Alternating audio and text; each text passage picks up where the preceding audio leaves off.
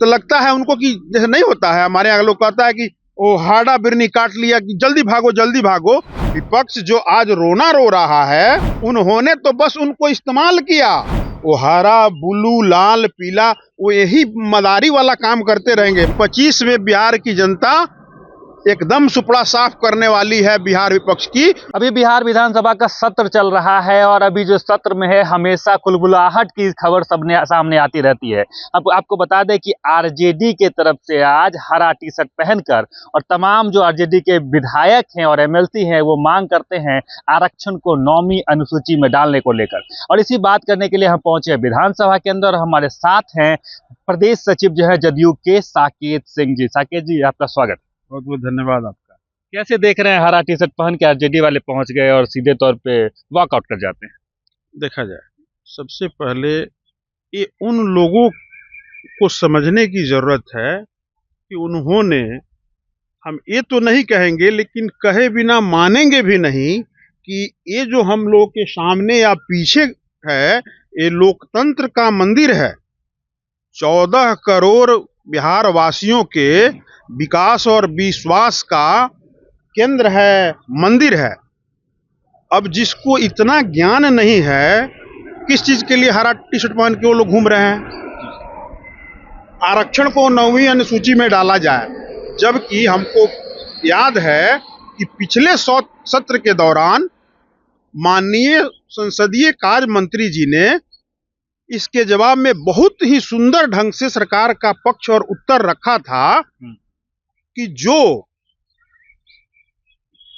आरक्षण का दायरा 65% आरक्षण तो ऑलरेडी है, ये है, उसका दायरा बढ़ा है, उसका जो दायरा 10% और बढ़ा था उसको माननीय न्यायालय ने किसी कारण से निरस्त कर दिया।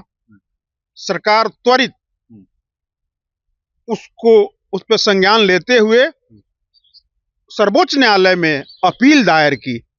मामला न्यायालय के अधीन है, लेकिन विपक्ष के माननीय सदस्यों को इस चीज का ज्ञान नहीं है।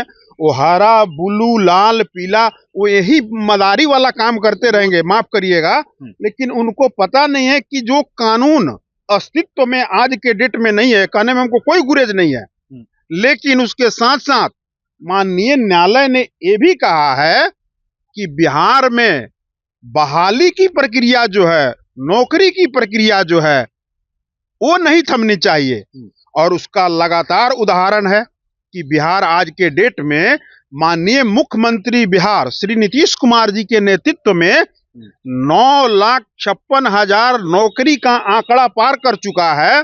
और 2025 चुनाव में जाने से पहले हम लोग इसको 12+ में ले जाएंगे। और रोजगार की जहां तक बात है, चुनाव से पहले 12 लाख के प्लस जाएगा, बिल्कुल जाएगा।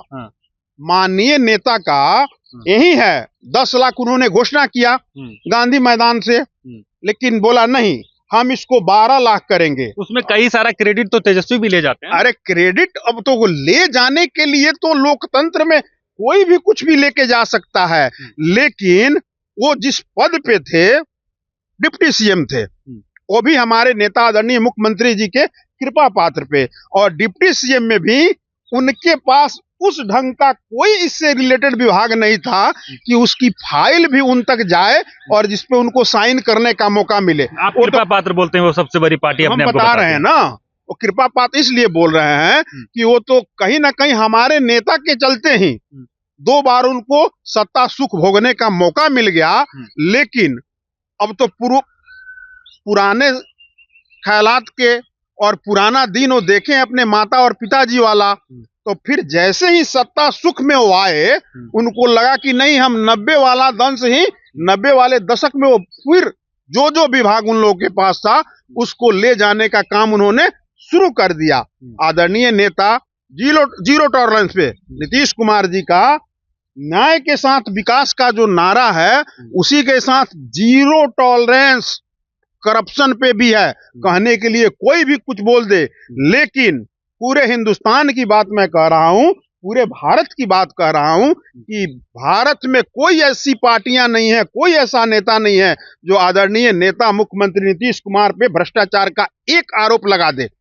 अब रही बात, एक सवाल और, बिल्कुल। अल्पसंख्यक समुदाय के जो वोटर हैं उनको लेकर तेजस्वी एक पोस्टर या आरजेडी एक पोस्टर जारी करती है और कहती है कि वोट तो ले लेते हैं लेकिन काम नहीं करते हैं उनका।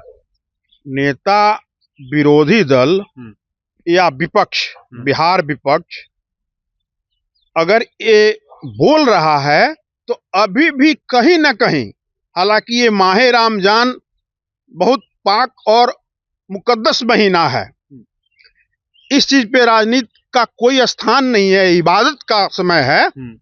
और जहां तक हमारे नेता की बात है और वो तमाम अल्पसंख्यक भाई बहनों को पता है कि बिहार में जब आदरणीय नीतीश कुमार जी ने 2005 में बिहार के सत्ता को संभाला था, तब से लेके अब 25 तक आज तक अल्पसंख्यक भाइयों के लिए जितना काम हमारे नेता आदरणीय नीतीश कुमार जी ने किया है, ये सारे हमारे अल्पसंख्यक भाई बहन जानते हैं। किसी के बरगलाने से या विपक्ष तो बस उनका इस्तेमाल करता था, किया क्या है? विपक्ष जो आज रोना रो रहा है, उन्होंने तो बस उनको इस्तेमाल किया और पेट किसका भरा? अपना, अपने परिवार का। क्या किया? करने का काम जो जितना विकास बिहार में सभी जाति, सभी धर्म, सभी संप्रदाय के लोगों के लिए हुआ है, उतना ही विकास अल्पसंख्यक भाई बहनों के लिए भी हमारे नेता ने करने का काम किया है। क्योंकि विकास के मामले में वो कभी भेदभाव नहीं करते हैं। जैसे क्राइम से वो समझौता नहीं करते हैं, करप्शन से वो समझौता नहीं करते हैं, वैसे ही विकास के मुद्दे पे अच्छा हमारे नेता अभी प्रगति यात्रा के दौरान पूरे बिहार का भ्रमण किए, 38 जिला का।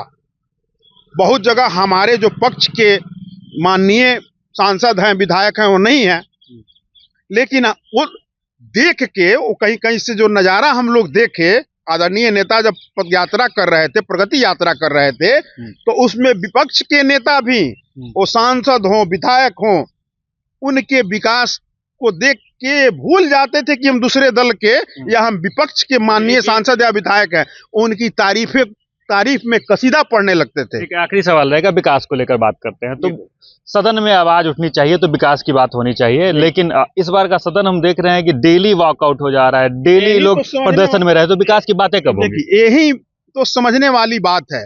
और बिहार की जनता इस चीज को भली भांति समझती है कि बिहार का विपक्ष जो है, कभी बिहार के लोगों का, कभी बिहार के गरीबों का, कभी बिहार के दबे कुचलों का हितैषी नहीं हो सकता है, नहीं हो सकता है। बिहार की जनता जानती है। इसका प्रमाण है, अभी से नहीं, जब से हमारे नेता ने उन्हें सत्ता से बाहर करने का काम उन लोगों किया, तब से लेके हमको लगता है तीसरी बार सत्र चल रहा है, एक दिन भी उन्होंने विकास के मुद्दे पे एक सवाल नहीं उठाए।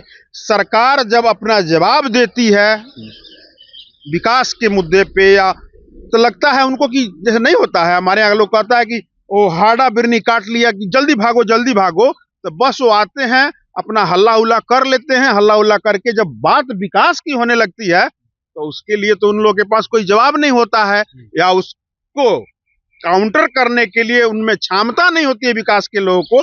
इसलिए वो समझते हैं कि वॉकआउट कर जाना ही बेहतर है।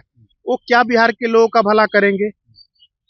ख्याली पुलाव हर आदमी पका सकता है, सोचने का अधिकार सब लोग का है, लेकिन बिहार विपक्ष किसी भी मुगालते में नहीं रहे, मुगालते में नहीं रहना है। क्योंकि 25 में बिहार की जनता एकदम सुपड़ा साफ करने वाली है बिहार विपक्ष की। और हमारा जो 225 का लक्ष्य है आदरणीय मुख्यमंत्री नीतीश कुमार जी के नेतृत्व में बिहार एनडीए का, हम लोग उस आंकड़े को पार करेंगे और हमारे नेता द्वारा किए गए विकास के कार्यों के आधार पर पार करेंगे।